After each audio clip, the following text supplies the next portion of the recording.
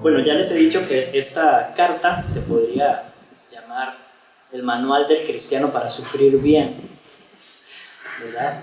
Porque no es un tema de que los cristianos no sufran, y yo no vengo aquí a prometerles que todo va a estar bien y que vamos a tener sanidad y prosperidad, y ese no es el mensaje de las Escrituras. Si hay algo seguro, fue que Cristo dijo: en el mundo tendréis aflicción. Así que lamento informarles que si su idea era que yo viniera aquí a hacerles promesas de prosperidad y bienestar, pues se equivocaron de lugar. Pero lo que sí puedo hacer es repasar lo que las Escrituras nos enseñan acerca de, ok, vivimos en un mundo donde se sufre. ¿Cómo entonces enfrentamos el sufrimiento los cristianos? Y Pedro va a dedicarse a eso más adelante en la carta. Antes de este punto, Pedro escribió acerca de cómo los profetas del Antiguo Testamento habían escrito para nosotros, básicamente, que nos estaban mostrando quién era Cristo. Trataron de entender quién era Cristo y cuál era su sufrimiento. Y ahora, en medio de estas dos secciones, hablando de Cristo en la sección anterior, y antes de pasar a todo el esquema de sufrimiento que vamos a enfrentar, Pedro nos hace una exhortación específicamente a la santidad. Y en eso es en lo que nos vamos a detener en esta mañana. Primera de Pedro, capítulo 1, versículos del 13 al 21. Por tanto, ceñid los lomos de vuestro entendimiento, sed sobrios y esperad por completo en la gracia que se os traerá cuando Jesucristo sea manifestado. Como hijos obedientes, no os conforméis a los deseos que antes teníais estando en vuestra ignorancia, sino como aquel que os llamó es santo, sed también vosotros santos en toda vuestra manera de vivir, porque escrito está: sed santos porque yo soy santo. Y si invocáis por Padre a aquel que sin acepción de personas juzga, según la obra de cada uno, conducíos en temor todo el tiempo de vuestra peregrinación, sabiendo que fuisteis rescatados de vuestra vana manera de vivir, la cual recibisteis de vuestros padres, no con cosas corruptibles como oro o plata, sino con la sangre preciosa de Cristo, como de un cordero sin mancha y sin contaminación, ya destinado desde antes de la fundación del mundo pero manifestado en los postreros tiempos por amor de vosotros, y mediante el cual creéis en Dios, quien le resucitó de los muertos y le ha dado gloria, para que vuestra fe y esperanza sean en Dios. Oremos. Espíritu Santo, tú has inspirado las Escrituras, eres el autor final de estas palabras que hoy estamos estudiando. Tú has dado a conocer al Padre, has dado a conocer al Hijo, te has dado a conocer a ti mismo a través de tu palabra. Tú mismo que moras en nosotros, te pedimos que ilumines cada una de estas palabras en nuestros corazones y en nuestras mentes. Te pedimos que conforme a tus promesas continúes santificando a tu pueblo a través de tu palabra que es verdad. Confiamos en que iniciaste en nosotros una obra que no dejarás inconclusa. Y es aferrados a esa promesa que te pedimos tu ayuda en esta mañana, para que este pasaje sea claro a nuestros oídos, a nuestras mentes, y cale profundo de tal manera que podamos poner en práctica lo que aprendamos de él. Gracias te damos por tu presencia real en nuestras vidas. En Cristo Jesús. Amén y amén. Por tanto, siempre que un pasaje empieza con un por tanto, detona la pregunta: ¿por tanto qué? ¿De qué está hablando? Bueno, no hace mucho tiempo estudiamos el qué. Ese por tanto se refiere a lo que hemos recibido, al evangelio que hemos discutido en los versículos anteriores, ese don precioso que tenemos, la salvación anhelada que aún los ángeles desearan poder ver, lo que nosotros estamos disfrutando, los privilegios que tenemos al ser llamados hijos de Dios, la gracia de Dios derramada en nuestras vidas.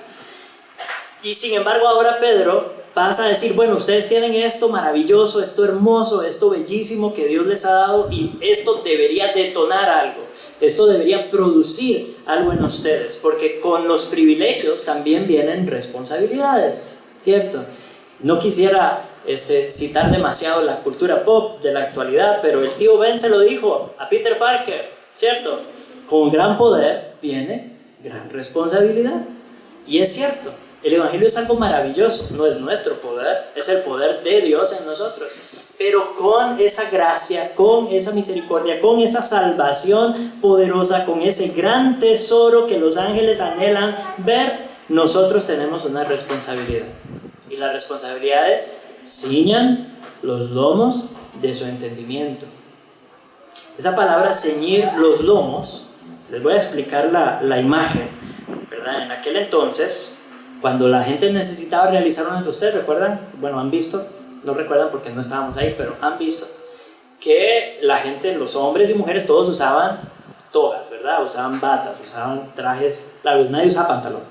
Entonces, ellos cuando tenían que hacer alguna faena, algún trabajo manual, alguna tarea importante o tenían que salir corriendo para dar algún mensaje o algo así, tenían que enrollarse las enaguas, ¿verdad? Y prensarlas en el cinturón.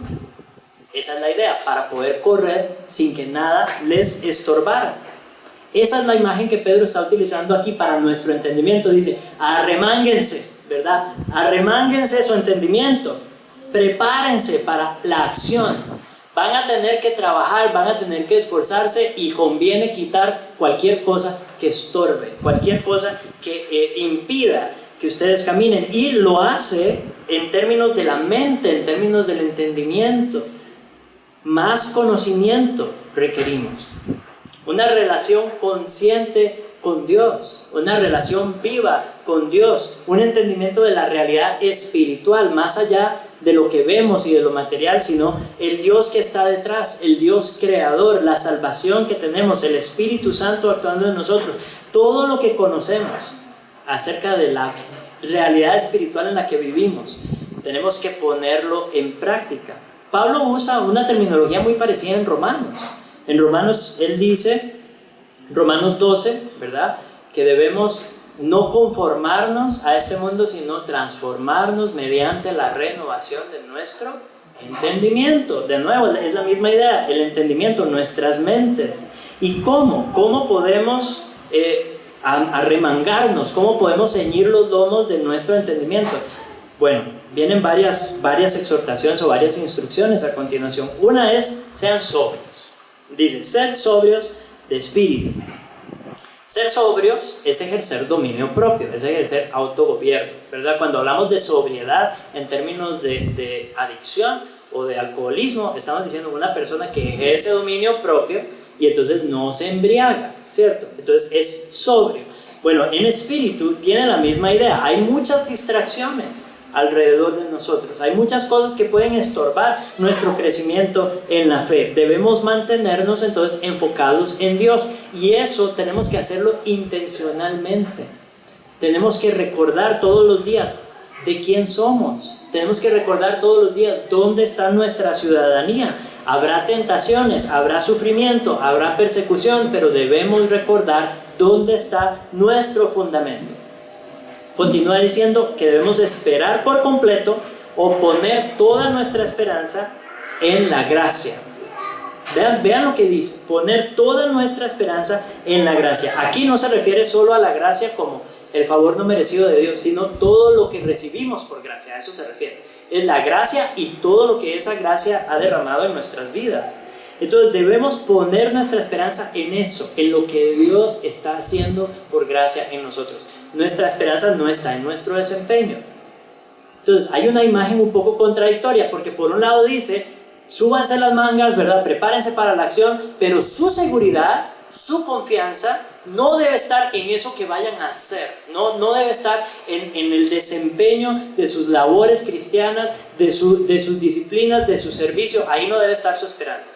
Su esperanza está en la gracia, en lo que han recibido por gracia, en lo que Dios ha hecho por medio de Cristo, donde ustedes no tuvieron ningún papel ni tienen ningún mérito. Ahí debe estar nuestra esperanza. Debemos mantenernos enfocados en la gracia de Dios y todo lo que esta gracia representa. Por eso no solamente habla de la gracia en términos presentes, sino que dice que es la gracia que nos traerá Cristo cuando sea manifestado, o que vendrá a nosotros cuando Cristo sea manifestado. El ya y todavía no, que hablábamos en la escuela dominical. Ya tenemos gracia, ya hemos sido bendecidos por la gracia de Dios, y hay muchas cosas de nuestra salvación que ya disfrutamos, pero la plenitud de esa salvación, el significado pleno de la gracia, eso que los ángeles anhelan ver, eso todavía no se ha manifestado. Se manifestará cuando Cristo vuelva, y debemos tener nuestra seguridad puesta en ese día en que ya no habrá más estorbo, donde ya no habrá más impedimento, donde veremos a Cristo cara a cara, donde estaremos con Él para siempre, sin más tentación, sin más sufrimiento, sin más lágrimas, sin más pecado. Anhelamos ese día, aguardamos ese día, y con ese día en mente nos subimos las mangas y nos preparamos para vivir en este mundo como hijos obedientes, dice el versículo 14, como hijos obedientes. Yo no sé si a ustedes les ha pasado, pero es bien raro cuando, bueno, por ejemplo con Mateito, ¿verdad? O con nuestro Mateo, nuestra Ide. Es bien raro cuando otra persona que no somos nosotros les llama la atención, ¿cierto? Como que demandan obediencia de mi hijo. Pero mi hijo debería hacerme caso a mí, ¿verdad? Eso es natural, que él me haga caso a mí, eso se espera. Pero cuando otra persona ajena, y ojalá sea en algo que yo no estoy aprobando, algo que yo no le estoy enseñando, de repente vienen y le piden que obedezca en eso. La obediencia es algo que se da naturalmente, o que uno espera naturalmente. ¿De quién? De sus hijos. También sería bien raro que yo ande por la calle ahí con los hijos de desconocidos, ¿verdad? Dando órdenes. No es eso. No, yo puedo hacer eso con mis hijos. Y mis hijos deben rendirme a mí obediencia. Como hijos obedientes, esto es lo natural. Dios espera de nosotros, que somos sus hijos, obediencia.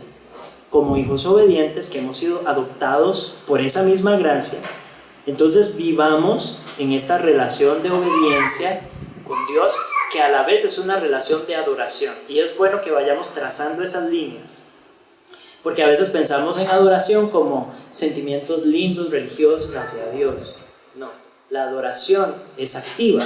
La adoración no es solamente, sí, incluye nuestros sentimientos y nuestros cantos y nuestra alabanza a Dios, pero una vida de adoración es una vida que busca agradar a Dios, que busca obedecer a ese Dios que dice honrar, para el que dice vivir. Entonces, si somos hijos de este Dios y si adoramos a este Dios, vivamos entonces como hijos de Dios. Para eso hemos sido adoptados, para reflejarle a Él, para ser luz, para ser reflejos suyos en este mundo. Y para poder hacer eso no podemos conformarnos. No os conforméis, no se amolden, no se adapten, no cedan a las corrientes de este mundo. Hay muchas distracciones, hay muchas corrientes, hay muchas ideas, hay muchas mentiras alrededor. Estén firmes en la fe y no se adapten.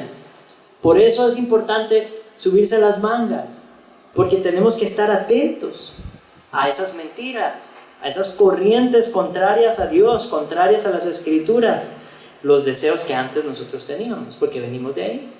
Nosotros salimos de ese lugar, hemos dejado eso, ha quedado en el pasado, es el viejo hombre. Y es curioso porque la Biblia nos llama a despojarnos del viejo hombre y revestirnos del nuevo, pero lo hace en términos como, no es una vez, no es que usted hoy se quitó el viejo hombre y se puso el nuevo y ya estuvo, santo, ¿verdad? No, es algo constante, todo el tiempo. Es como si fuéramos momias, más bien, ¿verdad? Quitándonos las ventas, ese es el viejo hombre, ¿verdad? Y cada vez, y de repente me encuentro que tenía todavía pedazos aquí, me los tengo que ir, y voy poco a poco despojándome de todos esos hábitos y esa vestimenta del viejo hombre y revistiéndome poco a poco, constante y progresivamente del nuevo, sin ceder a la vanidad de la que vengo saliendo, a esa vanidad en la que antes estaba, en mi ignorancia. Ya no somos ignorantes, ahora conocemos el Evangelio, conocemos a Jesucristo, conocemos a Dios por medio de Jesucristo. No habíamos sido llamados por Él, pero ahora somos llamados por Él, ahora somos sus hijos. Es bien curioso, no sabemos quién se inspiró en quién, ¿verdad? Pero yo creo que salta a la vista el parecido entre Pablo y Pedro en esta parte, ¿verdad? Los dos usan vocabulario muy parecido. No os conforméis a este siglo, dice Pablo, sino transformaos por medio de la renovación de vuestro entendimiento, para que comprobéis cuál sea la buena voluntad de Dios, agradable y perfecta.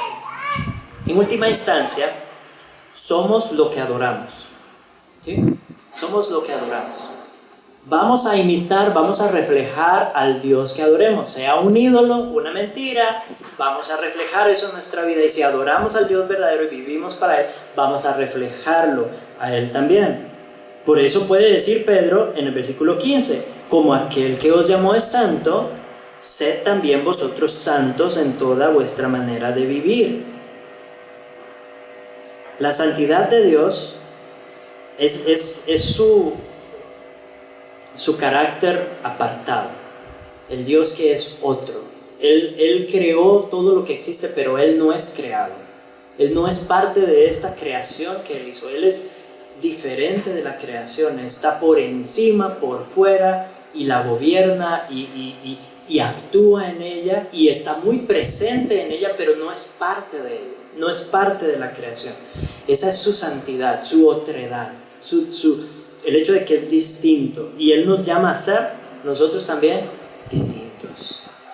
Que se note que esta no es nuestra ciudadanía, que este no es nuestro mundo en última instancia, no es aquí donde están nuestros valores, no es aquí donde está arraigada nuestra identidad, sino en ese Dios que adoramos. Y vamos a reflejarlo a Él, viviendo de una manera diferente.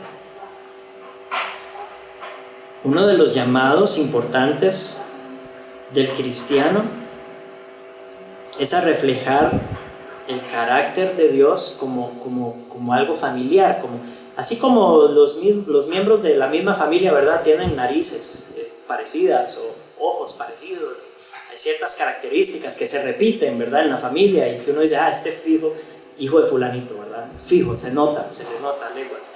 Eso debe pasar en nuestra relación con Dios como nuestro Padre. Hay ciertas características, cualidades que deben ser evidentes en nuestra vida, que digan, este no es de aquí, su lealtad no está aquí, este es cristiano.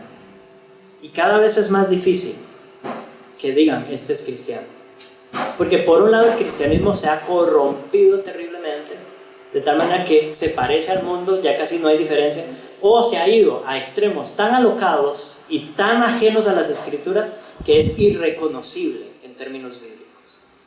Pero la Biblia es bien clara acerca de lo que es bueno y lo que es malo. Y nosotros como creyentes, ese es nuestro deber. Vivir en santidad es aprender a distinguir entre lo que es bueno y lo que es malo. Aprender a distinguir entre lo que es bueno y lo que es mejor. Aprender a distinguir entre lo que es malo y lo que es peor. Entre lo que es puro y lo que es impuro. Entre lo que es justo y lo que es injusto. Es nuestro llamado. El mundo allá afuera no sabe hacer esa distinción y llaman a lo bueno malo y a lo malo bueno. Nosotros como iglesia de Dios, como hijos de Dios, tenemos el deber de reflejar en nuestra vida la santidad de Dios. Y no solamente se trata de lo que la gente ve. Si ustedes lo piensan, eso es solamente la consecuencia, es el fruto final, ¿cierto? Cuando ya yo actúo, cuando ya yo digo, cuando ya yo tomo una decisión y empiezo a moverme en esa dirección, ya ahí es porque se dio todo un proceso antes, ¿cierto? Entonces, la santidad no se va a reflejar en última instancia en primera instancia en mis acciones. Eso es lo último, es lo que la gente logra ver, pero detrás de eso hay mucho más. Por eso dice que debemos ser santos en toda nuestra manera de vivir, no solamente las acciones físicas, sino que todos nuestros pensamientos, que eventualmente se convertirán en palabras que usaremos para expresar nuestras ideas. Todo eso tiene que ser gobernado por la palabra de Dios. Nuestros sentimientos que están ahí, que muchas veces se disparan de un lado a otro, ¿verdad? Y parecen no tener dominio. Nosotros debemos ejercer gobierno sobre esos sentimientos, sobriedad sobre esos sentimientos, para que desemboquen en actitudes que la gente puede ver y que diga, este es cristiano. Y nuestras decisiones, nuestra voluntad debe llevarnos a acciones que glorifiquen al Padre. Entonces, viene desde adentro hacia afuera. Esta es la santidad que debemos buscar en toda nuestra manera de vivir. Cuando estamos solos, en la habitación, cuando nadie está viendo, cuando estamos lejos de nuestra familia o lejos de nuestro contexto, andamos de viaje o lo que sea, en esos momentos la misma palabra de Dios, el mismo Espíritu, la misma conciencia debe dirigirnos a vivir en santidad, no importa dónde estemos, porque en última instancia el punto es: sed santos porque yo soy santo. Versículo 16, no es sed santos porque el mundo está viendo, no es sed santos porque eso es lo que se espera de los cristianos, no, sed santos porque yo soy santo, dice el Señor. Y esta enseñanza recorre toda la Biblia, porque yo soy el Señor su Dios. Por tanto, conságrense y sean santos, porque yo soy santo. No se contaminen, pues, con ningún animal que se arrastra sobre la tierra, porque yo soy el Señor, que los he hecho subir de la tierra de Egipto para ser su Dios. Serán, pues, santos, porque yo soy santo. Aquí Dios acababa de sacar al pueblo de Israel de Egipto y les estaba diciendo: ustedes van a ser diferentes a las demás naciones, van a ser diferentes a los demás pueblos. Esa tierra que ustedes van a ir a conquistar, ustedes tienen que ser diferentes a los pueblos que habitan esas tierras. Hablándole al pueblo de Israel, la santidad no se trata solo del perdón de pecados, sino de una vida activa en oposición al pecado. Es que hemos sido perdonados. Sí, sabemos que hemos sido perdonados y que ese perdón es irrevocable. Sabemos que nada ni nadie nos podrá separar del amor de Dios. Sabemos que nada nos podrá quitar esa salvación, porque no es nuestra por nuestro mérito y nuestra fuerza. Es Cristo quien nos la ha dado. Pero Cristo ganó esa salvación muriendo por el pecado, por causa del pecado, para pagar el precio del pecado. Él en su muerte está reflejada su victoria sobre la muerte, el pecado y Satanás. La maldad, el pecado que hizo necesario que Cristo muriera, ese es nuestro enemigo hoy. Entonces sí, somos perdonados del pecado, pero este pecado debemos odiarlo, hermanos. Debemos aborrecer el pecado en nosotros y luchar contra él con todas nuestras fuerzas. Es ahí donde se da la lucha en santidad. Yo no vengo a decirles: hermanos, vean, prohibido ir al cine, vean, nadie debe ir al cine, el cine es del diablo. Hermanos, no escuchen esa música, es del diablo. No, la Biblia habla claro de lo que es pecado y lo que no es pecado. Si usted quiere saber lo que es pecado, quiere saber lo que está mal delante de Dios, vaya a los 10 mandamientos. Enfóquese en eso y en cualquier cosa que lo pueda llevar a romper los 10 mandamientos. No se distraiga con leyes humanas fáciles de cumplir, con cositas superficiales que la misma gente de afuera ha dicho: es que eso es malo, es que eso el cristiano no lo hace. La Biblia, Dios es el que dicta qué es lo que el cristiano puede y no puede hacer. Que sea eso lo que nos gobierne. Para vivir en verdadera santidad debemos aprender a distinguir realmente lo que agrada a Dios y lo que desagrada a Dios. No debemos poner excusas para nuestro pecado. Las excusas nacen de falta de fe. Debemos ejercer nuestra fe creyendo en Cristo, en sus mandatos, en su enseñanza y de nuevo arremangarnos y luchar contra el pecado de las maneras efectivas que la palabra nos enseña. Él nos ha dado poder para luchar contra el pecado. Pero ese poder no está en nosotros, no radica en nosotros, radica en Cristo. Él es la raíz de ese poder. Entonces no se trata de nuevo, distraernos con mandamientos superficiales, legalismos, y ni siquiera se trata de enfrentar los verdaderos mandamientos de Dios en nuestra fuerza, porque no vamos a poder cumplir nada. Se puede intentarlo, no va a durar un segundo cumpliendo los mandamientos. El llamado es a poner nuestra mirada en la gracia, poner nuestra mirada en Cristo. Allí está nuestra seguridad, y contemplando a Cristo seremos transformados a su imagen, conforme a su carácter. Somos lo que adoramos. Seamos renovados en nuestro entendimiento con base en la enseñanza de las Escrituras y el estudio personal de las Escrituras. ¿Cómo vamos a ser transformados si tenemos el libro ahí guardado en una gaveta y nunca lo leemos? ¿Cómo esperamos ser transformados? ¿Cómo esperamos crear familias que honren a Dios, donde nuestros hijos honren a Dios, y en casa no leemos la Biblia? Si papá ni se acuerda de que la Biblia existe. Necesitamos, no solamente yo soy cristiano, yo y mi casa serviremos al Señor. Digo Josué, yo y mi casa.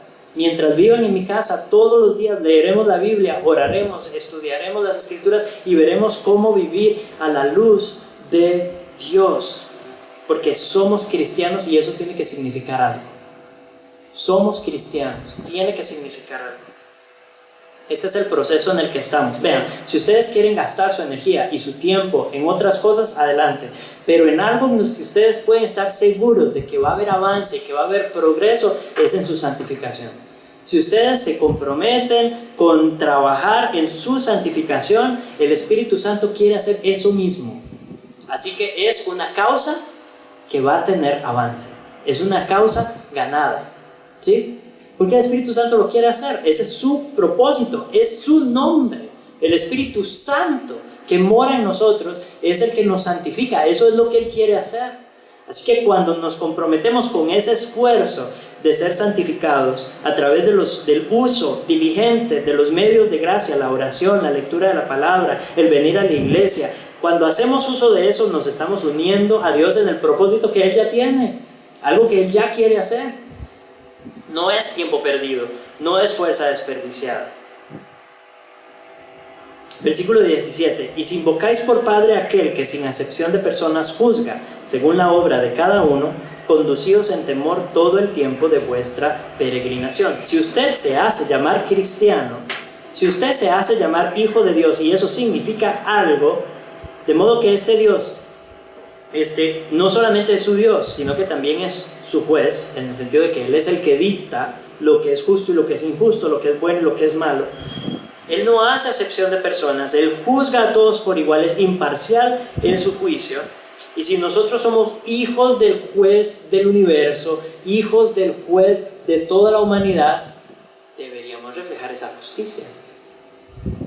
Se esperaría, ¿cierto? Ese dicho de en casa de herrero cuchillo de palo no debería aplicar en la casa de Dios. En la casa del juez del universo, la iglesia, debería practicarse la justicia de ese juez. Debería practicarse la santidad. Sí, Dios juzgará nuestras obras. La Biblia sí nos enseña que habrá un juicio de nuestras obras. No seremos condenados por ellas, pero sí seremos premiados por ellas. Habrá recompensa por nuestras obras, por nuestra obediencia, por nuestra fidelidad. Si lo piensan, en última instancia Dios está premiando su propia obra en nosotros. En última instancia Él está recompensando su propia gracia y lo que Él ha hecho en nuestras vidas. Pero desde este lado, desde nuestra posición de seres humanos bien limitados y pequeñitos, debemos hacer un esfuerzo por honrar a este Dios, para que cuando lleguemos a ese último día, escuchemos las palabras de Cristo: bien, buen siervo y fiel, entra en el gozo de tu Señor. ¿Cómo debemos conducirnos?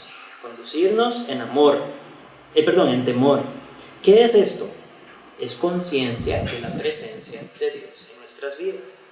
Es reverencia ante Dios. Les decía hace un rato que no debemos vivir en santidad porque los demás están viendo. Debemos vivir ante la audiencia de uno. Ese debe ser nuestro lema. La audiencia de uno solo, nuestro Dios que nos salvó. Es su opinión la que nos debe importar. Es su sonrisa la que debemos buscar. Los demás que se enojen.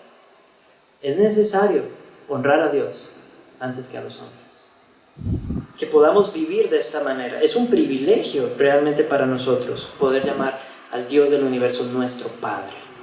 Vivamos entonces con gozo y conscientes de su presencia real en nuestra vida, y tratemos de vivir para Él, tratemos de vivir para su gloria. El Dios soberano, el creador del universo, es nuestro Padre. Es una posición increíble, pero con gran poder viene una gran responsabilidad.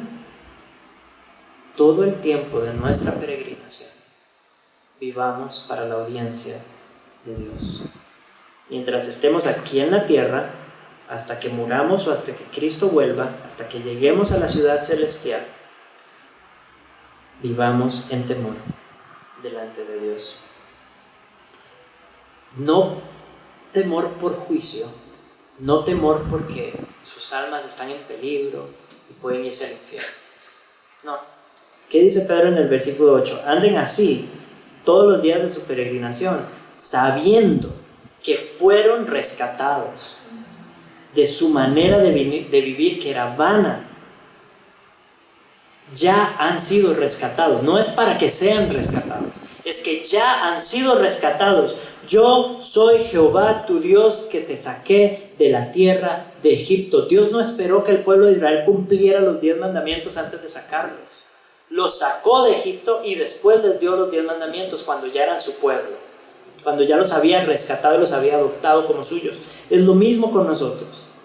Andemos en santidad delante de este Dios que ya nos ha rescatado, y no nos rescató con oro, ni plata, ni ninguna de estas cosas corruptibles que se dañan, que se pierden con el tiempo, sino con la sangre preciosa de Cristo, como de un cordero sin mancha y sin contaminación. Cualquier cosa en este mundo cambia, se daña, se pierde, perece, se corrompe, todo tiende hacia la decadencia. Si Dios nos hubiera comprado con cualquier cosa de este mundo, nuestra salvación estaría tambaleándose.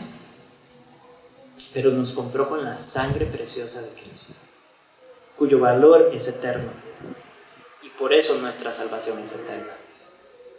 Y su valor es altísimo. Por eso el valor de nuestra salvación es incalculable. Pero también por eso es segura. También por eso no debemos temer perderla. ¿Por qué no la compró usted con sus obras, mi amado? No la compró usted con su esfuerzo. La compró Cristo con su sangre. Y no hay nada más valioso que eso. Como de un cordero sin mancha, el cordero de la Pascua de Éxodo 12. Eso es Cristo para nosotros. Cuando Juan lo vio venir, él dijo: he aquí el Cordero de Dios que quita el pecado del mundo. Pablo le dice a los romanos: Dios lo exhibió públicamente como propiciación por su sangre. Hebreos enseña que Cristo entró al lugar santísimo una vez para siempre, habiendo obtenido redención eterna, no por medio de la sangre de machos cabríos y de becerros, sino por medio de su propia sangre. Y Juan narra en Apocalipsis, al final de los tiempos, un canto al Cordero que dice: digno eres de tomar el libro y de abrir sus sellos, porque tú fuiste inmolado y con tu sangre compraste para Dios a gente de toda tribu, lengua, pueblo y nación. El Cordero destinado desde antes de la fundación del mundo para morir por nosotros, para dar su sangre por nosotros. No fue una ocurrencia a última hora que Dios dijo: ya nada ha funcionado, voy a mandar a mi hijo. No, desde antes de la fundación del mundo, el Hijo había sido preordenado para entregar su vida por su pueblo. Y ahora se ha manifestado este Jesucristo. Ya nosotros no vivimos como la gente del Antiguo Testamento esperando al Mesías y la promesa de que llegue y sin saber quién va a ser o qué va a ser. Nosotros vivimos mirando hacia atrás, hacia esa cruz. Cristo ya vino. Cristo ya derramó hasta la última gota de sangre. Cristo ya partió su cuerpo por nosotros. Ya ocurrió. Nuestra salvación ya fue comprada. Cuando Cristo expiró, Él dijo: consumado es. Aquí no hay nada que agregar, nada que restar. Está listo, está terminada la obra, la tarea está cumplida. Se ha manifestado por amor a nosotros. Primero a los lectores, pero obviamente también a nosotros, la iglesia hoy. Él lo manifestó en ese entonces, y cuando Cristo murió en la cruz, usted y yo estábamos en su mente y en su corazón. Él estaba muriendo por usted y por mí. Y es a través de Él que creemos en Dios, el que le resucitó de entre los muertos y le ha dado gloria, para que vuestra fe y esperanza sean en Dios. Dios resucitó a Cristo de entre los muertos. Y si resucitó a Cristo de entre los muertos, a nosotros también nos resucitará. ¿Amén? Dios le ha dado gloria a Jesucristo. Y si le dio gloria a Cristo, a nosotros también nos santificará y nos glorificará. Para que nuestra fe y esperanza estén en este Dios. Ese mismo Dios que levantó a Jesús de entre los muertos. Ese mismo Dios que lo exaltó hasta lo sumo. Es el mismo Dios que nos asegura nuestro destino en gloria con cuerpos nuevos junto a Él para siempre. Está ganado, está seguro. Así que tengamos fe, tengamos esperanza, confiemos en Dios, esperemos en Dios. Lo que Cristo ha hecho es las primicias de lo que ocurrirá con todos nosotros. Vivamos entonces, mis hermanos, confiando en esta gracia salvadora que ya se manifestó en la cruz de Cristo.